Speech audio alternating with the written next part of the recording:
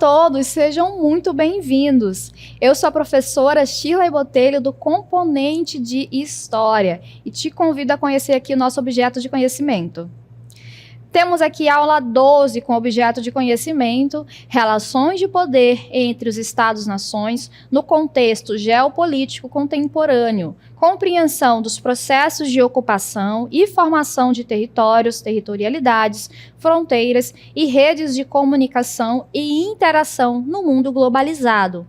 Conflitos e disputas sociais, étnicas, culturais, econômicas, ambientais e políticas entre grupos populacionais em diferentes espaços. E o detalhamento: tenentismo, Coluna Prestes e Semana de 1922. Vamos então à nossa aula.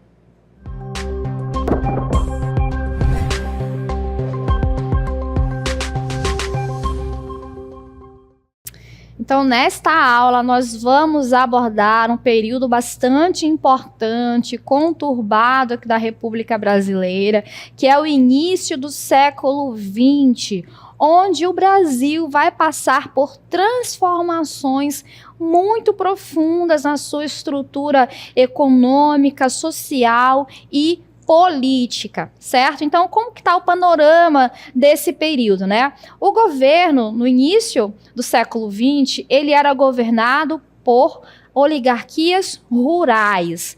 Vocês devem lembrar, né, quando a gente fala desse processo, desse período da Primeira República, que a gente divide ela em República das Espadas, ali de 1889 até 1894, e a partir de 1894 até o ano de 1930, nós vamos observar uma dinâmica diferente na República Brasileira. Esse período a gente vai chamar de República Oligárquica. Por quê? Porque durante esse processo, as oligarquias, principalmente ali de São Paulo, de Minas Gerais, elas vão dominar o cenário político. Então, esse é o contexto político que a gente tem a respeito desse período, certo? Além disso, nós vamos ter uma baixa participação popular nas decisões políticas. Isso porque, com a Constituição de 1891, que é a primeira Constituição republicana, ela vai estabelecer que quem vai ter direito ao voto são as pessoas alfabetizadas, são os homens maiores de 21 anos e alfabetizados. Essa é uma informação importante e ela vai deixar de fora a maior parte da população, uma vez que a maioria da população brasileira naquele período, ela não era alfabetizada. Então, isso vai concorrer para que houvesse essa baixa participação nas decisões políticas. E dentro desse cenário, onde a gente vai ter vários conchavos políticos, acordos que vão favorecer, sobretudo, essas elites oligárquicas, vai fazer com que ocorra um crescimento de tensões sociais, econômicas e culturais. Então, aquelas parcelas da sociedade que vão ficar de fora desses benefícios, de fora desse cenário, elas vão começar a contestar esse status quo. E isso vai levar, né, à emergência de grupos que questionavam essa ordem vigente. E dentre esses grupos que vão se colocar contrários a esse sistema, a gente tem um movimento muito importante que ficou conhecido como tenentismo. Então, o tenentismo ele foi um movimento liderado por jovens oficiais do Exército, principalmente tenentes, que começaram a se rebelar contra o sistema político oligárquico. Eles não tinham um programa político claro, definido, né, uma proposta unificada, específica. No entanto, eles vão defender mudanças. Que mudanças são essas? Eles vão defender o voto secreto, porque a gente precisa lembrar que o processo eleitoral ali do início da República, o voto ele era aberto. As pessoas elas iam votar e elas colocavam lá na urna, depositavam seus votos na urna, mas elas precisavam declarar o seu voto aos responsáveis por esse sistema eleitoral. esse voto aberto, ele colaborava para que houvesse muitas fraudes, né, para que houvesse coerção. Então, a pessoa que estava ali, por exemplo, apadrinhada por algum coronel, né, ela tinha que votar no candidato que ele ordenasse. Então, isso vai fazer com que ocorram essas fraudes eleitorais, né, por conta de todo aquele processo, a política dos governadores, o clientelismo, o coronelismo, e eles também vão exigir um sistema de votação que seja de forma mais transparente, sem fraudes, né? Sem essa influência direta dos coronéis. Também vão exigir a moralização da vida pública. Eles vão exigir, né, que os políticos, eles não façam mais aqueles conchavos, vão exigir o fim da corrupção, o fim do favorecimento político e econômico em troca de votos. Além disso, também exigiam fortalecimento do Estado Nacional. Isso significa que eles queriam um poder centralizador mais forte, que diminuísse os poderes locais dos estados, né, que interferiam diretamente na política nacional. Além disso, defendiam a instituição de uma educação pública e universal. Qual é o objetivo disso? É fazer com que as pessoas elas tivessem mais acesso à educação e com isso tivessem um pensamento mais crítico, né, que fossem capazes de observar que o sistema vigente ele tinha sérios problemas, né? E com acesso à educação, as pessoas elas teriam esse conhecimento maior e seriam menos enganadas.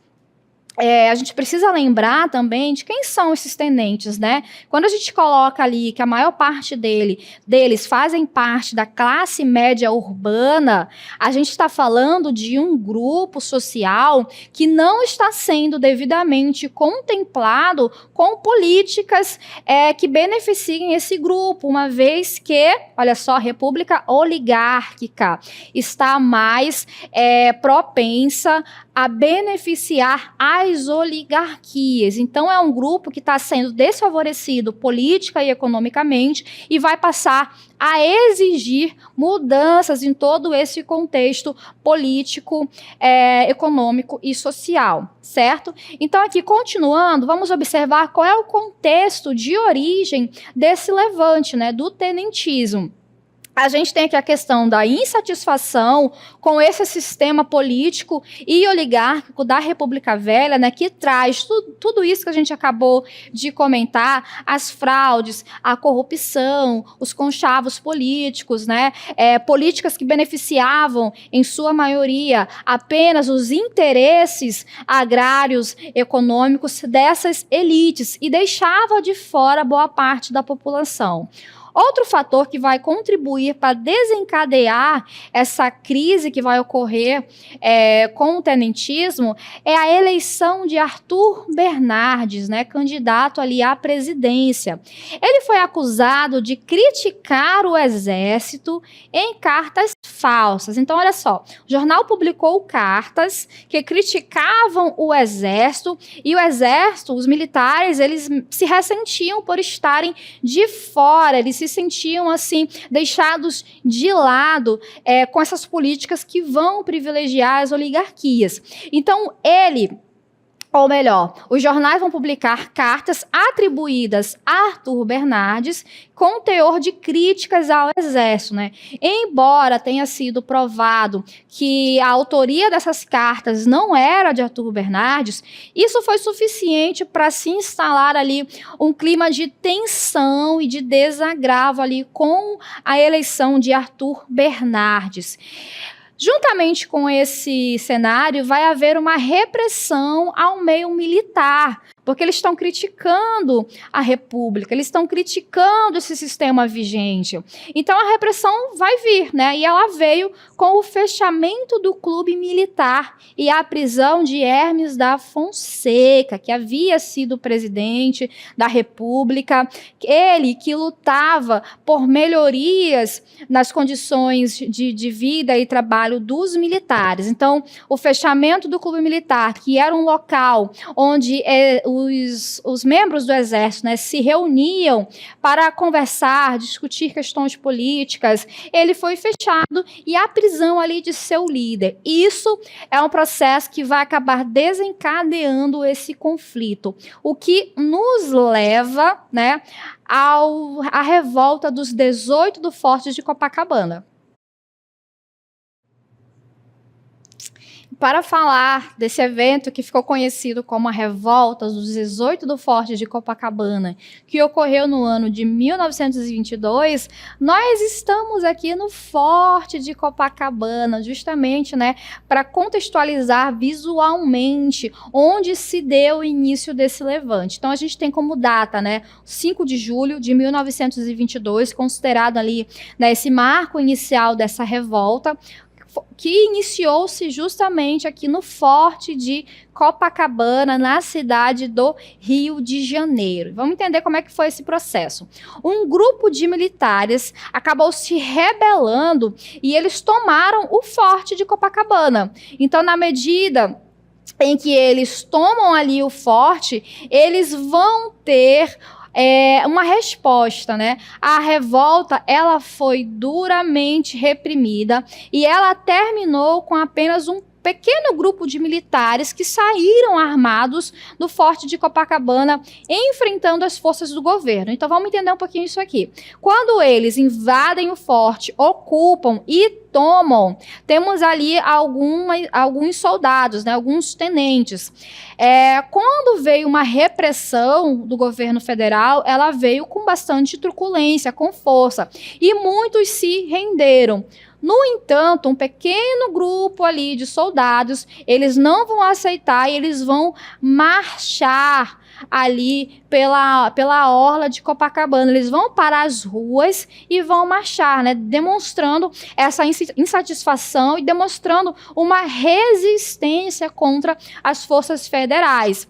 Nesse confronto, apenas 2 sobreviveram. Então, vamos ter 2 sobreviventes aí. Vamos ter Siqueira Campos e Eduardo Gomes. Então, mesmo sem sucesso militar, a revolta dos 18 do Forte, e por isso tem esse nome, tá? Porque são 18 pessoas que vão se juntar ali para marchar contra essa repressão, contra todo esse sistema vigente.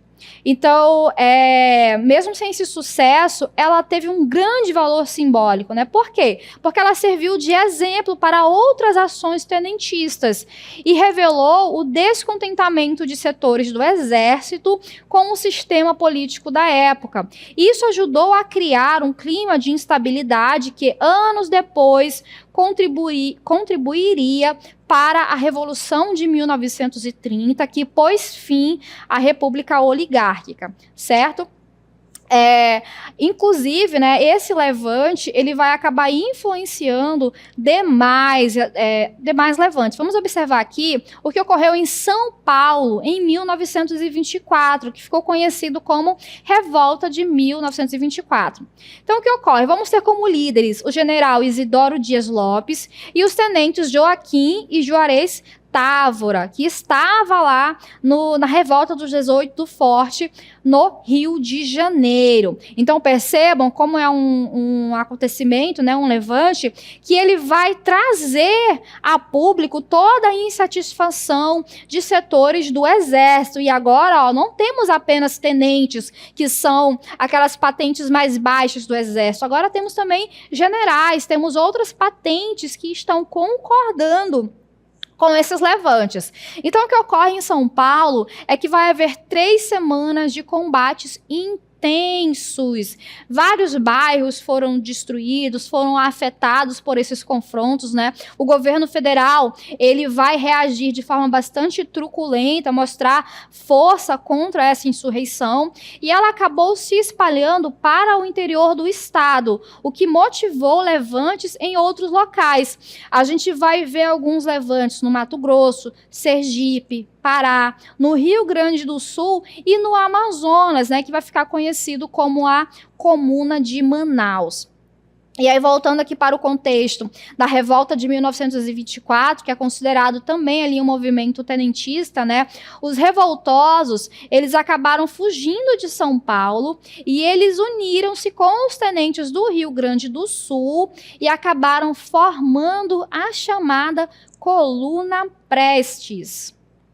A Coluna Prestes, ela ocorreu entre 1925 e 1927 e foi comandada por Luiz Carlos Prestes. Ela foi formada a partir da união, né, da fusão de movimentos, né, ali dos militares rebelados nas revoltas de 1924. E aqui ao lado a gente tem a imagem, né, dos integrantes da Coluna Prestes. Essa coluna, ela marcha por 13 estados e mais de 25 mil quilômetros. Eles tinham uma estratégia de guerrilha, evitando confrontos diretos, ou seja, na medida em que as forças federais elas vão chegando, eles vão atacar de surpresa, atacar um grupo pequeno. Então, eles vão fazer essas estratégias que, como eles estavam em menor número, é uma estratégia que funcionou por um tempo. Então, qual que era o objetivo ali da Coluna Prestes? Eles denunciavam abusos da República Velha e buscavam apoio popular. Então, olha só, a gente tem um grupo de tenentes que tentou se levantar ali, mas foram duramente reprimidos, e eles vão tentar achar apoio popular nas cidades ali do interior.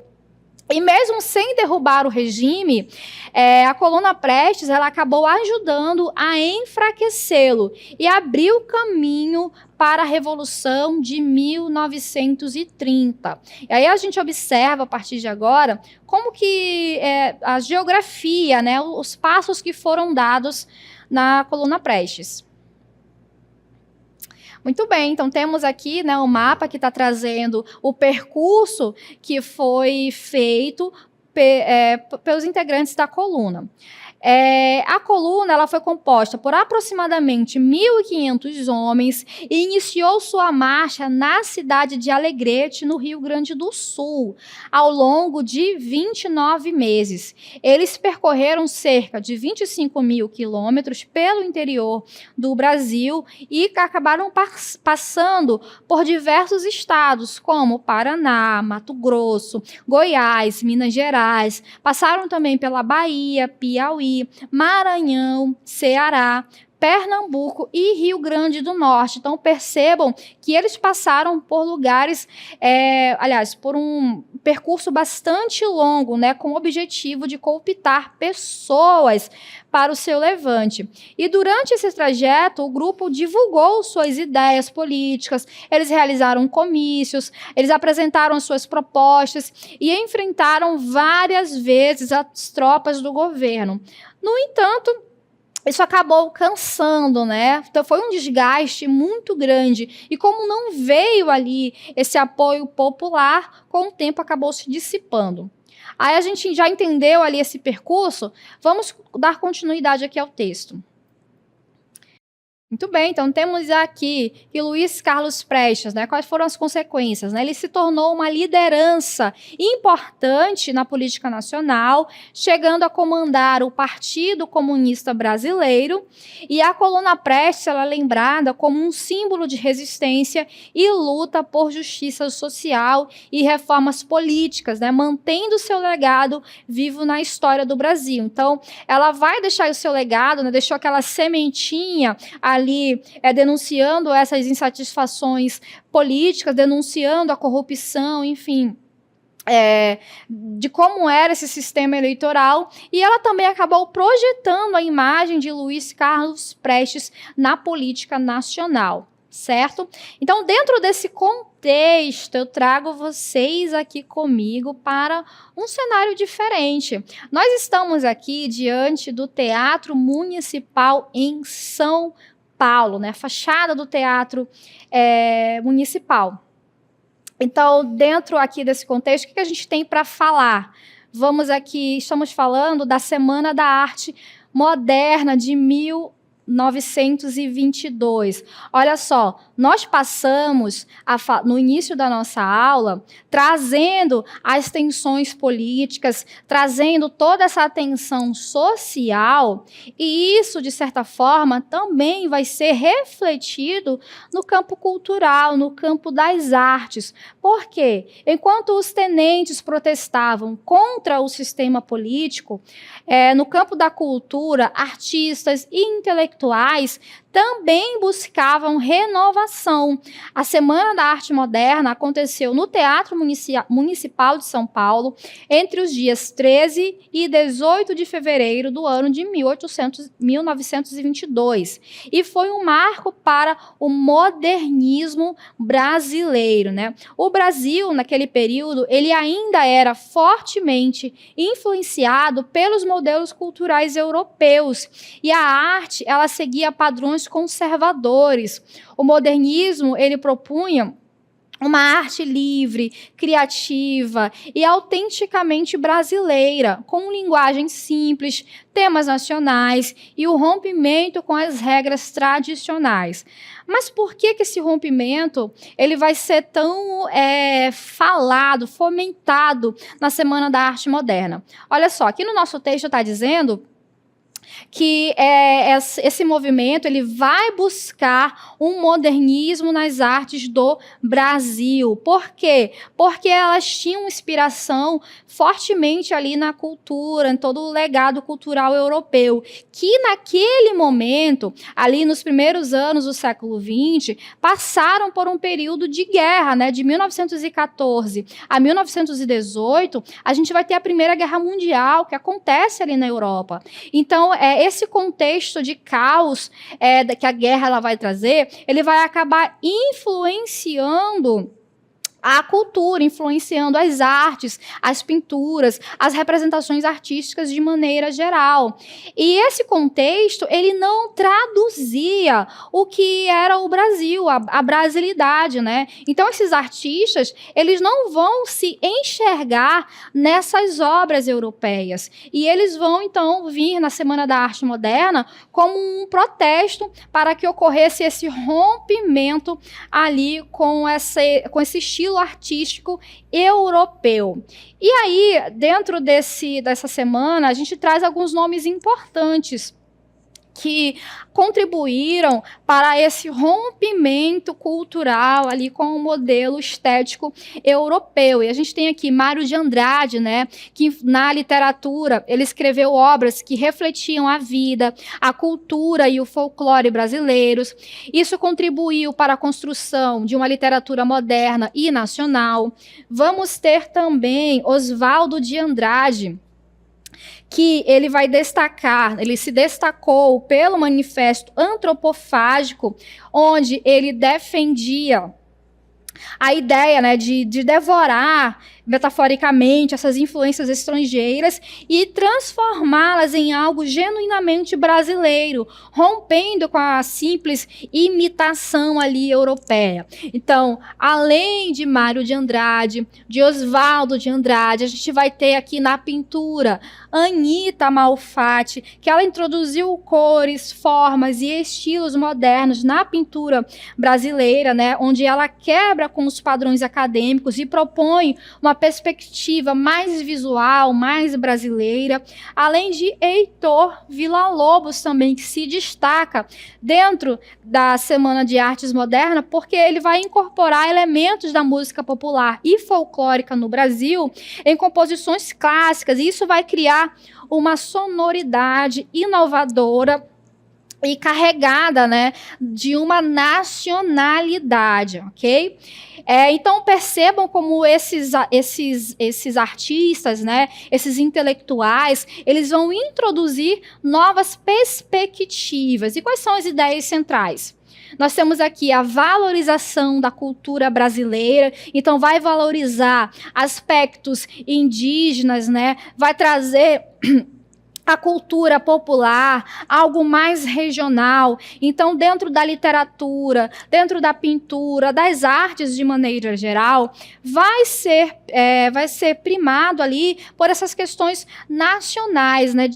A tentativa de resgatar essa identidade nacional através das artes e romper com aquele padrão estético europeu que não respondia à realidade cultural do Brasil, né? Isso aí a gente vê com o nosso tópico sobre essa ruptura com esse academicismo e a formalidade europeia. Então, eles vão romper com aquelas obras que eram muito retilíneas, né? Então, eles vão trazer justamente toda essa brasilidade, dando uma maior liberdade de expressão artística. E para nos aprofundarmos um pouquinho mais aqui na Semana de Arte Moderna, vamos ouvir aqui o professor Jean Nobre. Em 1922, a Semana de Arte Moderna marcou um divisor de águas na cultura brasileira. Mais do que um evento artístico, ela representou uma tentativa ousada de romper com os padrões europeus e buscar uma expressão autêntica da identidade nacional. Esse movimento fez parte de um processo mais amplo, iniciado ainda no século XIX, no qual artistas e escritores passaram a refletir sobre as características que definem o Brasil e seu povo. O fenômeno da busca pela identidade nacional não é recente. No Brasil, depois de 1822, após a independência, inúmeros artistas tentaram responder à pergunta: o que é ser brasileiro? Poetas como Gonçalves Dias se tornaram um símbolo do nacionalismo brasileiro, com elementos estéticos que os elevaram a uma importância ímpar nessa caçada identitária. Não causa estranheza com isso que quando em 1922, 100 anos após a independência, os pioneiros do modernismo brasileiro fossem buscar inspiração em aspectos já explorados pelos românticos, como a figura do nativo e as cores da fauna e flora locais.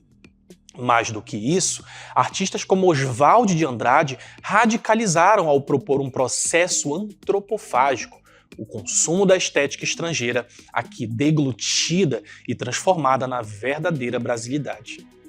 Dado o contexto pós-Primeira Guerra Mundial, o que se produzia na Europa era muito diverso, fragmentado e muitas vezes incompreensível. Num primeiro momento, então, imaginem o choque da sociedade brasileira ao se deparar com uma arte profundamente entranhada na dor da guerra, da perda, do luto e do medo vivenciados pelo outro. Em terras brasileiras, havia uma república ainda em formação, tentando novamente se compreender. É só pelos anos de 1930 que nossos artistas procuraram se aprofundar em outros espaços. Com nomes como Graciliano Ramos e Raquel de Queiroz, as grandes secas nordestinas e o abandono do poder público ditam uma prosa mais versa, mais crua e melancólica. Agora, com as figuras de sertanejos e retirantes miseráveis, personagens de um cenário, este sim, bem brasileiro, em obras como 15 e Vidas Secas. Ainda haveria muito espaço para o amadurecimento dessas cores locais, ainda crítica, porém mais poética, com Guimarães Rosa e Clarice Lispector.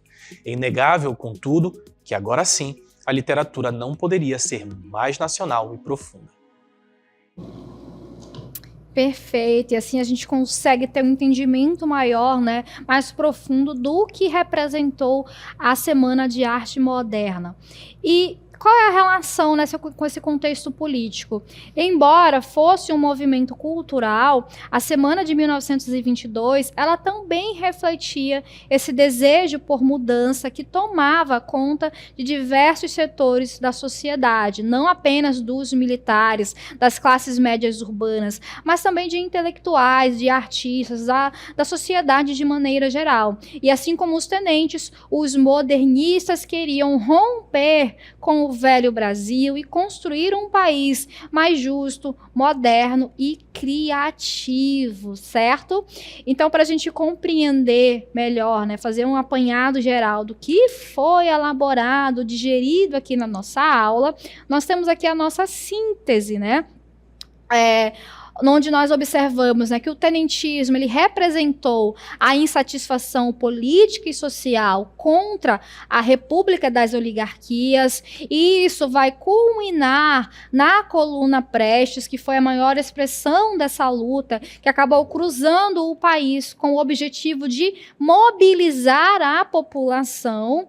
E no campo das artes, no campo cultural, a Semana da Arte Moderna de 1922, ela marcou o início da renovação cultural brasileira, rompendo com os padrões tradicionais e propondo uma arte mais nacional, mais brasileira, certo? E assim nós finalizamos a nossa aula e até a próxima.